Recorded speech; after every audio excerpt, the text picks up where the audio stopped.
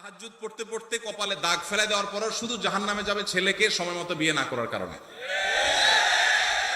আল্লাহ তাআলা কোরআনে কারিমে বলেছেন, ভালো করে শুনে রাখেন আয়াতটা। আল্লাহ বলেছেন, তোমরা তোমাদের অধীনস্থদেরকে বিবাহ শাদী দাও, উপযুক্ত হওয়ার পর তাদেরকে বিবাহ শাদী করাও।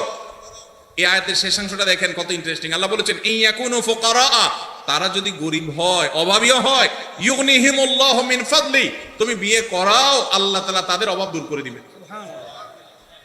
এরপরও যদি বাপমারা, চাচা চাচিরা, আপনারা যদি ছেলে মেয়েদেরকে হাইকোর্ট দেখান সকাল বিকাল, যদি বলেন যে পায়ের উপরে দাঁড়াও, নিজের পায়ের উপরে দাঁড়াও, ছেলে কি আরেকজনের পায়ে দাঁড়ায় রয়েছে নাকি? তার নিজের পায়ে দাঁড়ায় আছে সে। ঠিক ঠিক করা পাবলিক ভাইরা, আপনাদের ওয়াজ আছে, শুধু ঠিক ঠিক মাহফিলে এসে চিল্লেলেও হবে না, মাঠে ময়দানে কাজ করতে হবে। কাজের বেলায় ঠন ঠন শুধুমাত্র চিরকুট দেখাই দিবেন, আর বাবারে আমি ফুসলা ফাসলা বিয়ে করে দিব আপনারে। এত সহজ মনে করছেন কেন? বাবাদের কথা তাদের জন্য প্রযোজ্য।